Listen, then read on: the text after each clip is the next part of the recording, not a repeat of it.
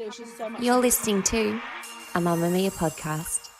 Mamma Mia acknowledges the traditional owners of land and waters that this podcast is recorded on. It's 1977, and inside the Long Bay Correctional Complex is a supermax prison block known as Kittingal. Being inside Kittingal is a form of torture in itself. There are no windows, meaning that inside there's no natural light or fresh air. The lack of ventilation gives inmates constant headaches and nausea, and they get so hot that condensation soaks through their foam mattresses. According to Bernie Matthews, it's like living in a submarine or an atomic bomb shelter, an electronic zoo that deprives inmates of their humanity. There are a few tiny exercise yards, which are the only places a prisoner is able to distinguish night from day. History will consider it a terribly misguided experiment. It's the 4th of November when a man named Russell Cox asks if he can retrieve his shoes from the exercise yard, where high concrete walls means that no one can even see a glimpse of the outside world. What he does with nothing more than a hacksaw blade will rock the prison and make him an unforgettable criminal figure. But from there, his story will only get stranger.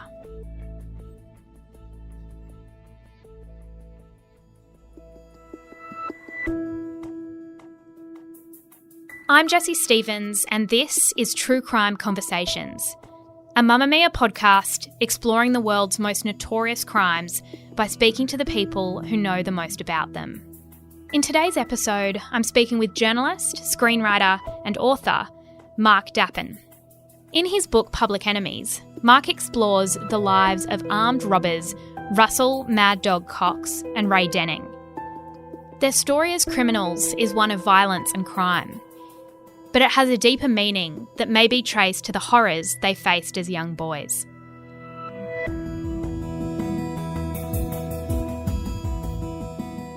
I want to begin with, as you put it in the book, a 10-year-old's idea of hell.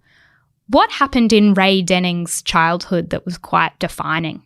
Well, when Ray Denning was 10 years old, his father was in jail, and his father had been in jail most of his childhood, and he was living with his mother and his mother's partner in a little house in Wollongong. When his mother found out that his father was getting out of jail, she was worried that he was coming for her, and she doused herself in kerosene and set herself alight. Little Ray ran out to try and save her, or even to try and leave the house. Him and his sister, who was younger than him even, couldn't leave the house because the doors were locked, and they had to essentially watch as their mother ran round the house, setting things on fire and ultimately burning herself to death. She died in hospital from the burn she sustained. What sort of relationship did Ray have with his father, and what sort of crimes was he guilty of? Ray Denning's father, Jack the Hat Denning, was a petty criminal, an armed robber of sorts, but I don't think he was ever a particularly successful armed robber. But he was a part of the underworld, a part of the milieu. He knew the big guys of his day. Ray didn't have that much of a relationship with him because through most of Ray's childhood he was inside. But when he was out, by all accounts, and there aren't many accounts, they'd box together, they'd play together like father and son. Ray told me, and certainly his view was there, that his father was a violent person who'd been in jail for armed robbery as well. There was no relationship between father and son. He was a very, very violent person and beaten both Ray and his mother. Denning's father was a criminal, Jack the Hat. Jack was away from the family home for most of the short time that Ray spent there before the death of his mother. He was a criminal in and out of jail, and it would appear that no one in the family particularly wanted to have much to do with him. And you say that he was throughout his childhood, I mean, from the age of about 10, he was sort of in institutions type thing. Where did he go? Like, was it in a child's home almost that he ended up? From the age of about 13, he was in institutions, I think. He was initially kind of passed on to other members of his family after his mum died. Yeah, he spent some formative time in a home for boys in Gosford, Mount Penang Home for Boys, where the regime was brutal along military lines. For some reason, they pretended to be a ship. I think it had its roots in some kind of naval disciplinary operation. And the boys had punishments like holy stoning, where they had to polish the veranda of the governor, the superintendent's office with a stone until their knees bled. Ray said that he was punished by having to stand like every day for long periods with his arms out. And there's a lot of fighting in the home, a lot of kids fighting. They'd get whacked by the guards. It's just a horrible place to imagine growing up when you're what one imagined would be your most formative memory was of your mum setting herself on fire, the person who should care for you and look after you, being put in the care of people who decided, with the state sanction, that the best thing for you would be a bit of military discipline. And Russell Cox, he wasn't born with that name, was he? No, I mean, Russell Mad Dog Cox was neither a Russell nor Mad nor a dog nor a Cox. He was Melville Timothy Schnitzling, which doesn't sound like an arm robber, got to be said. Doesn't have so much of a ring to it. No, you need to be bang, bang, bang, yeah, an arm robber in so many respects. He was born into, obviously, the Schnitzling family, which were a Queensland family who were quite well known in the town of Warwick. They were brickmakers. The family split and we'll call him Russell Cox for the sake of this, although he was not yet Russell Cox, already yet born. His father ended up in Brisbane, and Russell Cox was born in Brisbane, as I say, a Schnitzling. His father was also a petty criminal, even less successful than Jack the Hat Denning. Charges against him included sausage theft, one single sausage, and setting up a lottery on his own behalf, raffling bottles of beer in a pub. So he wasn't really, a John Gutty or anything. Cox came down to Sydney, got in trouble for the first time in Glebe Court, and like Ray, really, I suppose, he spent a lot of his early years in children's homes, Boys Town, Beaudesert, once he was back in Queensland, which was a place that actually had a very good reputation at the time. It was kind of open, boys could and did walk out, but now it's got more counts against it, more accusations against it than any other of Queensland's, notoriously poor juvenile institutions that have been investigated in a Royal Commission. It seems like some of the, at least of the brothers at Boys Town, were kind of serial abusers. From there, he went to Westbrook Farm Home for Boys, or not directly from there, but he also went to Westbrook Farm Home for Boys, which was a hotbed of sadism. Before he got there, they'd removed the most sadistic head of Westbrook before Russell, if we'll call him that, got there. But he was still, under the care of guards that had worked for that terrible regime. And Westbrook, even then, was a notoriously tough and difficult place. And what had Russell done in adolescence? What had he got into trouble for? What were those early crimes? It seems to have been sort of breaking entries. Cox's life of crime began when he was about 10, when he'd won a raffle, the prize for which was a bicycle. And Cox had not been present for the draw of this raffle and had therefore been denied the prize, and in some sort of misguided retaliation had stolen himself a bicycle. Certainly court records show that Cox was before Ashfield Children's Court for stealing 3 bicycles. A year later, he was committed to an institution, and within that year, still aged 12, was committed to an institution until he was 18. So he has spent the majority of his childhood in boys' homes. And what happened from there in terms of him? Obviously, there's that intersection of those initial small crimes and then going to a really toxic environment. He then sort of graduated to armed robberies, didn't he? Yeah, what seems to happen, or what seemed to have happened, is, kids would commit one small crime, maybe stealing a bicycle. Maybe that's what Russell Cox did, maybe not. And they'd become a part of the court system. If they continued to commit crimes, then they would end up in a boys' home where they would learn the next step. The next stage was to learn break and enters. I think Russell may have committed break and enters before he was in boys' homes. But most kids, they'd learn break and enters, then they'd get sentenced for break and enters, and then they would learn an adult crime. The people who'd walked the path before them would teach them how to do armed robberies, or at least suggest ways that they might do armed robberies when they got out. So it wasn't that strange. He, in fact, as an adult, I think, was next done for break and entry. I think he did time in Parramatta for grown-up break and entries.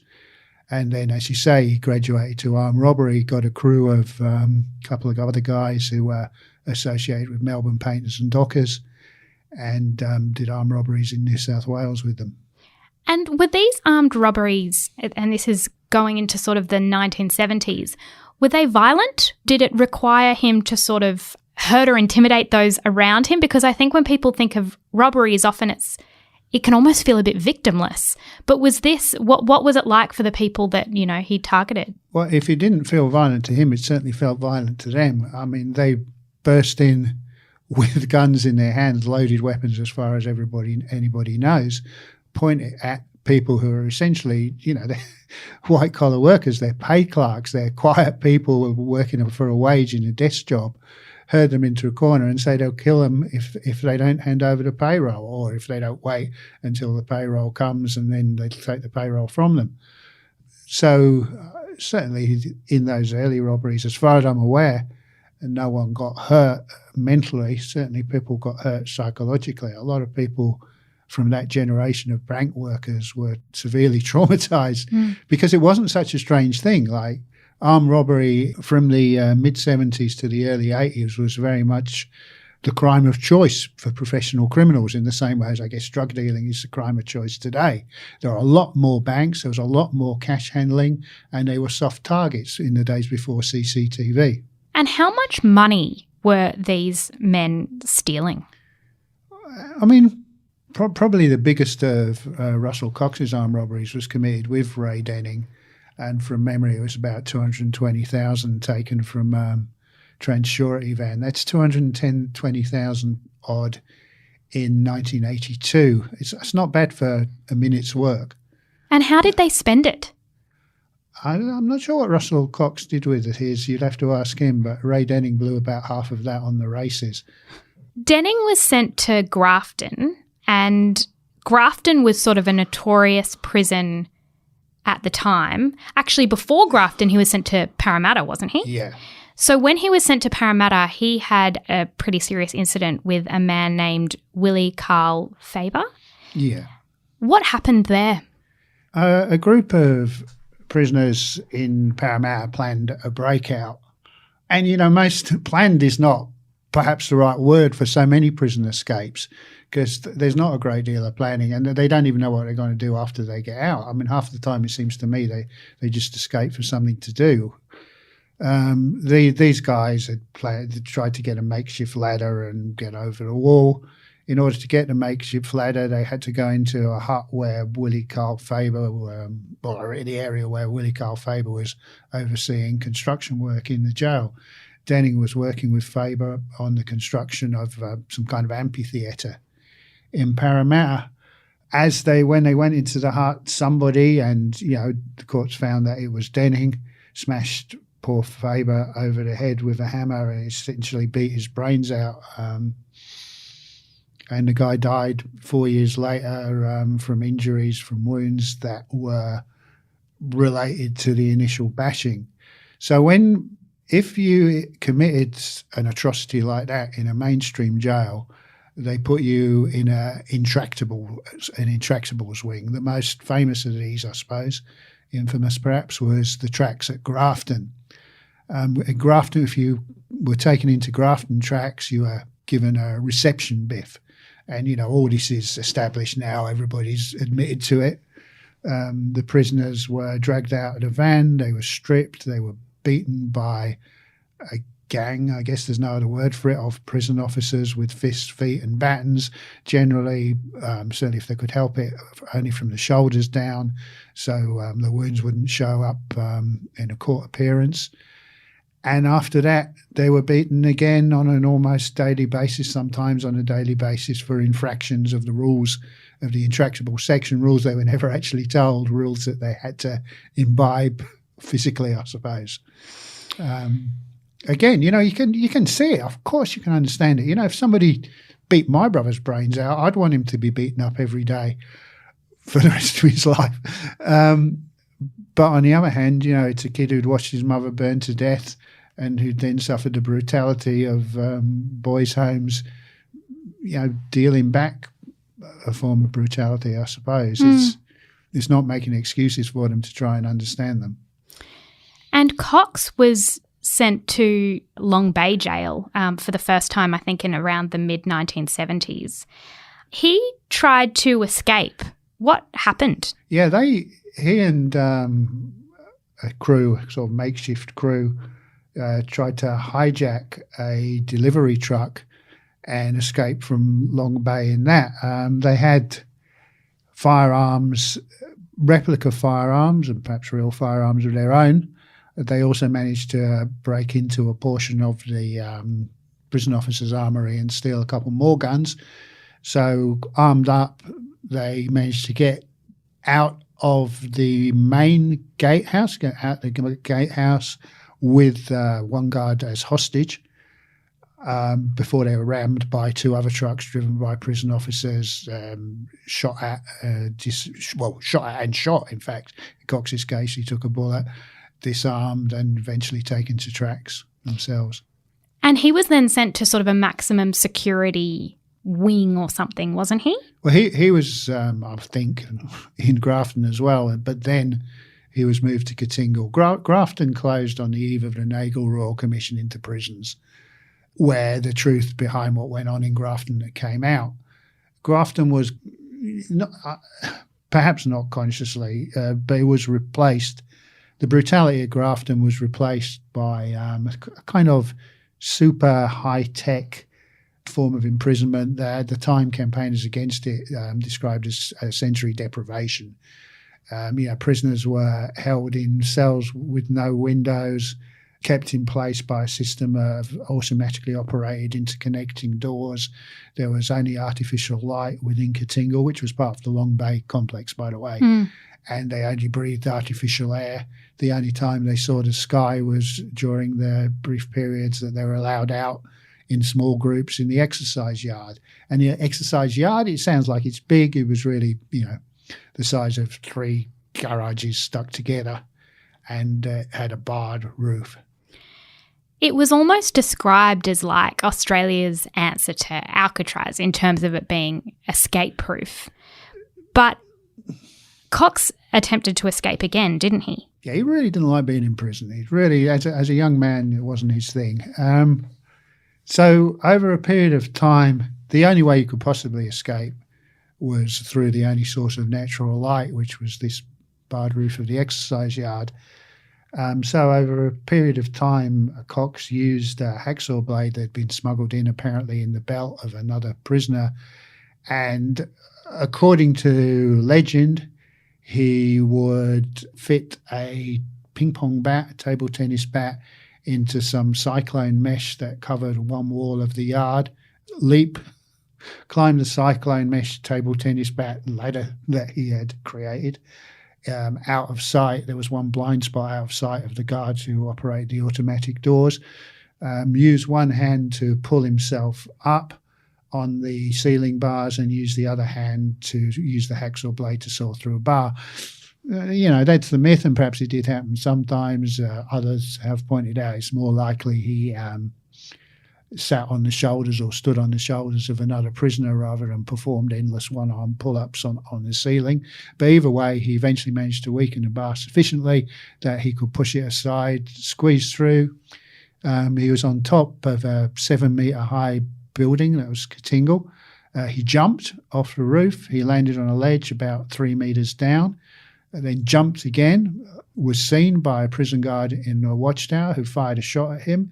He zigzagged towards a 5-metre fence, scaled it, jumped again, zigzagged again. He wasn't shot again, scaled another 5-metre fence, ran again, got to the perimeter wall, 2.5 metres high, got over it, disappeared in the night. Tried to flag down a cab. Driver wasn't interested, but got away. And he did the unthinkable not long afterwards. He actually tried to break back in. Why did he do that? I think he was probably trying to make a point. I mean, having broken out of the unbreakoutable jail, Russell Cox broke in to free his mates. There was some suggestion, and it wasn't supposed to be just Cox's escape. A bunch of other people, including Ray Denning, were supposed to get out at the same time. The night that the bar was weakened sufficiently for somebody to get out, Denning and the crew that had attempted the Parramatta escape were an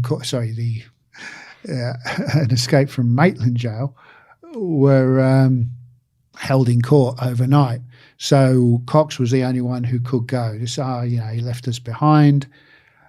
Some people were apparently disappointed in Cox, perhaps just to prove his integrity and to free some of his best friends who were left behind in Katingal. He came back. He came back apparently with a bloke called Steve Sellers, a Melbourne criminal who was extremely brave and creative as far as crimes go. They came back with metal cutting equipment. Once again, they scaled the roof of Katingal, this time from the other direction. Once again, he tried to cut through the bars, this time to get down. They were spotted by a woman who lived in some housing commissioner in Malabar, and she rang the jail and said, there's a bloke on the roof. So they had to flee, and they flee leaving behind their metal cutting equipment, and a cache of rifles and ammunition that they had planned to distribute among the other prisoners. And Denning would escape from jail a few years later. What was his attempt like? Denning eventually escaped from Grafton in 1980, not Grafton Tracks, but I don't think it existed back then, but Grafton Jail itself, hidden in a trolley that was being wheeled out to the waste disposal, to the incinerator. His escape was notable, I suppose, because, as I say, most crims, when they get out of jail, they don't have a plan. They just run to their mum's house. And if the police aren't there when they get there, the police turn up as soon as they find out where their mum lives, and they get arrested again, taken back to jail with extra time tacked on their sentence. Ray Denning didn't do that. What Ray Denning did eventually was find himself part of a network of largely middle-class radical political activists who would safe house him, who would move him from one safe house to another, which is something that the police didn't know. They had no way of tracing these people who had either no criminal record or only criminal records for being arrested at demonstrations. There's no history of this kind of thing occurring, apart from a degree of safe housing of draft resistors in the Vietnam War, which was ended less than a decade before then. So Denning essentially disappeared into the world of cleanskins and squareheads for several months, during which time he behaved very much like a draft resistor. For the draft resistors weren't running away from the fight. Draft resistors were trying to shame the government. So for a draft resistors could go underground, but that was pointless. They had to constantly pop up and say, I'm going underground, I'm hiding underground because you are fighting an unjust war. Come and get me, and they'd have to bait the police to get them and then disappear to make a fool out of everybody. And Denning did the same thing as a crim. He said, okay, I'm I am the victim of an unjust regime. He said he was verbaled, i.e. A victim of fabricated statements over the Faber bashing, and perhaps he was, but that doesn't mean he didn't do it. And he campaigned against verbals generally and against bashings such as he'd suffered in Grafton. So he kept saying he pinned a note on the door of Sydney CIB with his own handprints on it, attacking cops for verballing suspects. He actually took a shot at the gun tower at Parramatta Jail, where he himself had been held. So he's just baiting the cops. He reviewed for Triple J the prison movie Stir. He actually provided a new call sign for Triple J when it moved from being Double J to Triple J. So he was visible for moments, then he'd vanish again, and eventually his last safe house was blown. He turned to the underworld, which I don't think he'd ever really lost contact with, and just turned back to armed robbery. And during this time, Cox was out of prison as well. I believe he was out for 11 years or something after escaping. Yeah. He was renowned for disguises and for being able to transform his appearance. How did he do that? In what way was he able to change how he looked? Yeah, I mean, Russell Cox looks different in every picture you see of him, and you see so few pictures of him because he really didn't like his picture taken. Most of the pictures are him being arrested the last time. He used makeup, he used wigs, he used actual disguises, clothing. He changed the way he walked. You often hear these phrases bandied about like master of disguise. It becomes meaningless. But Russell Cox, every time you look at him, one minute he can look like Clint Eastwood, next minute he looks like John Cleese. It's incredible. There's nothing particularly physically striking about him to start with, but he's also been able to change that fairly ordinary appearance, sometimes just with basic things like different haircuts, different facial hair, spectacles. There's also evidence, though, that he did spend some time studying or learning the art of disguise. The only time that I've seen Russell Cox in the flesh was sitting in the dock of a courtroom. And when you look at some of his photographs and some of the identity kits and what other people have told us, he had a remarkable ability, like Jockey Smith, to change his appearance by dyeing his hair, wigs, moustaches, gain weight, lose weight, that sort of thing. It's an overused phrase, master of disguise, but it does seem appropriate when used to refer to Cox. To stay unrecognised for 11 years on the run is pretty extraordinary. And in the early 1980s, Denning and Cox sort of met up again. Yeah. How had they become friends? Was it that they had met in jail, or had they met outside, or was it that this kind of underworld of crime, people knew each other? Denning and Cox had become friendly in Katingal. And the thing about Katingal and the tracks, I am told, is that prisoners who survived them formed a kind of network, formed a sort of Freemasonry. They knew they could trust each other because they were people who had not turned on their comrades in the worst situation imaginable. They're people that hadn't yelled out when they were bashed. And if you're not yelling out when you're bashed, if you're not giving up other prisoners when the alternative is torture, then you're not going to give up other prisoners, other crims in a police station if you get cuffed around the ear. That's sort of how it was explained to me.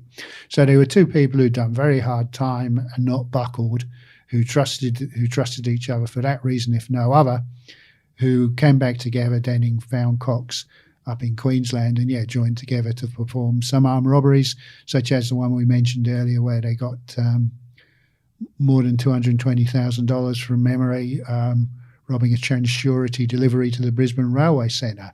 And to do that, they just simply queued up with everybody else, unmasked, waiting for the payroll to come into the railway centre, pulled out the guns, disarmed the guards, picked up the cash tins and disappeared, in this case, into the morning. And And their run from police ended in 1988, I believe it was, at Doncaster shopping town. How were they eventually caught? Well, Denning was rearrested in 81. Denning was rearrested in New South Wales, having come back down from Queensland. Cox stayed out, as you say, until July 1988. Denning escaped from a not especially high security wing of Goulburn Jail in July 1988. Now, a lot of people in the underworld, in fact, the entire underworld, believe that Denning was deliberately reclassified down, even though he was a serial escape attempter, so that he could get out and so that he could lead the cops to Cox. I think that's very unlikely. The documents that I have show a serious consideration of his reclassification over several years. Now, it does seem to have been unreasonably accelerated after 1986, when I do think, as everybody else says, Denning did some kind of a deal with the prison authorities to get out of a drug importation from behind bars charge. But it seems unlikely to me that it could have been completely set up. But, yeah, people who know a lot more have a very different idea. Denning escaped with another bloke called, another armed robber, in fact, called Ray Carrion, just by jumping a fence, really, and a couple of members of Ray's family, Ray Carrion's family, picks him up. Then he went back into the arms of the network of former Trax and Katingal prisoners, who arranged for him to be given weapons and transported up to Brisbane to find Russell Cox. Turned out Russell Cox wasn't in Brisbane. He had to wait around for a while before he found that out, during which time he robbed a bank, which was the only thing he really knew how to do. He robbed a bank, used the money to buy a car, drove back from Brisbane down to Victoria. He met Cox at Doncaster shopping town. It's a bit hazy why that might have happened. It seems unlikely that they were going to spontaneously rob a payroll van, but they were behind one. They were spotted behind one. The van that they were spotted behind called the cops because they were very tight, because a security guard had been shot dead in a robbery only a few days before in Berkeley Square in Brunswick. Cops came down, swooped, were astonished to find that the people that they were swooping were Ray Denning and Russell Cox. There was a completely cinematic car chase in a car park. There was a shootout. Denning ended up face down on the tarmac. Cox was arrested with a pistol in his shoulder holster, well, certainly with a shoulder holster. And they were both taken to Jika, the maximum security wing of Pentridge. What happened to Ray Denning? Because he eventually got out of prison in the early 90s. Was he released? Well, what happened was, in Jika, Russell Cox, who never really talked to anybody about anything, was kept in an adjoining cell with Denning, and he told Denning about other jobs that he had done, including the Berkeley Square job where the security guard had been murdered by a member of Cox's crew. Once he told Denning that, Denning, I think, realised he had something to trade with the authorities. According to Denning, he was sickened by the fact that Cox laughed that somebody else had taken a rap for the Berkeley Square job and he was scot-free. Well, maybe. But also he had information to trade. He managed to barter his transfer to New South Wales. He gave up Cox and his crew, and then he also gave up virtually everybody else he ever met, everybody that had helped him in either of his escapes, anybody who was planning to escape from jail, anybody who'd ever told him about a crime that they'd planned to commit or had committed, and, you know, a number of people who hadn't done anything who he just made up stuff about. Foremost among them, I suppose, Tim Anderson, whom he said had admitted to him, I think, 3 times that he really had bombed the Hilton, even though Tim Anderson had denied this in every public forum possible ever since the bombing. He just went up to Ray Denning and said, mate, bombed the Hilton. Don't tell anyone. And Ray Denning died in 1993. How did he die? Well, he was finally released. He'd been promised witness witness protection under the witness security program. So he was supposed to have a new life and a new identity. It lasted a couple of weeks. There was an enormous amount of controversy about so much government money going to protect this guy whose evidence had not proved to be particularly useful. Although, it did solve the Berkeley Square robbery. His witness protection was withdrawn. He lived for a few weeks, apparently with his first girlfriend in Paddington in Sydney, and died of a heroin overdose. I think he'd been out 2 months, which was, two of the very few months in his whole adult life when he wasn't in jail. Again, if I say the majority of the underworld, every single person I spoke to, cops, lawyers, crooks, all believed that he was given a hot shot. Crooks think the cops did it. The cops think the crooks did it. I don't know. I think maybe he just overdosed on heroin, but maybe these other people know better. And Russell Cox, why was he eventually let out of prison? Russell Cox, against all the odds imaginable, became a model prisoner. He really did apparently repent his ways. He spent his time in jail counselling young prisoners against a life of crime, and eventually even one of the prison officers who he had held hostage from his Long Bay escape attempt, who is now part of the Serious Offenders Review Board, I think, agreed that he was a rehabilitated man and should be freed. And he didn't escape from prison in the end. He was let out a free man. I think he may still be on parole, but he, by all accounts, lives a blameless life with his wife in Queensland. And why do you think that this story of these two men who lived in some ways quite similar lives, and especially the trajectory of being in and out of boys' homes and juvenile detention and prison, why did you think that this was an important story to tell? I didn't. I had no idea what I did. It's not what I wanted to write at all. My last two books were about the Vietnam War and, to some degree, draft resistors. And it just occurred to me, I kind of wondered what became of the draft resistors and the political network that supported them. And I knew, I'd read before that there were parallels between that and what happened with Denning, and that was what I was interested in pursuing. So I thought I'd write a book about Denning, and then it was suggested to me by somebody who knows far, far more than me about these things that as a criminal, Cox was the interesting guy.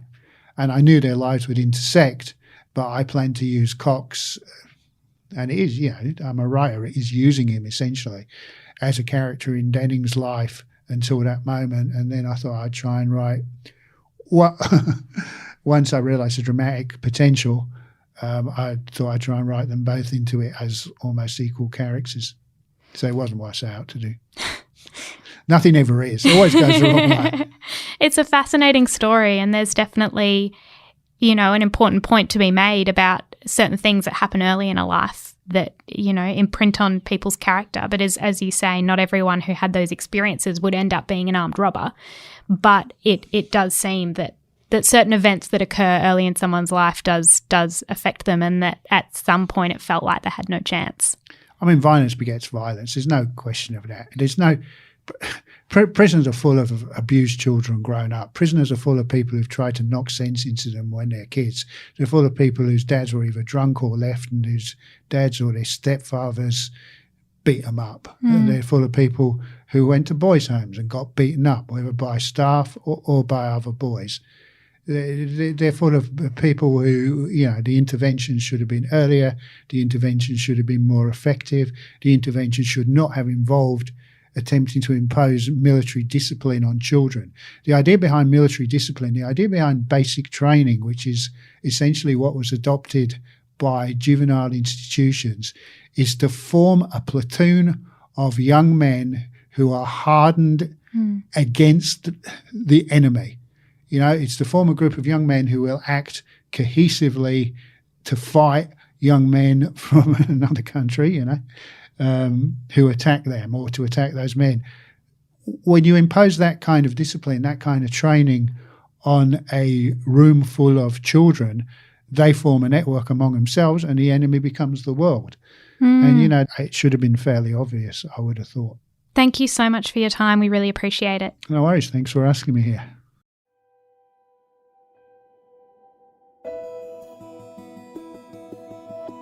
You can purchase Mark's book, Public Enemies, via the link in the description of this episode. True Crime Conversations is a Mamma Mia podcast hosted by me, Jessie Stevens. Our producer is Hannah Bowman. If you'd like to find out more about the show, don't forget to join our online community. Just search for True Crime Conversations on Facebook and make a request to join. I'm Jessie Stevens, and I'll be back in your ears next week.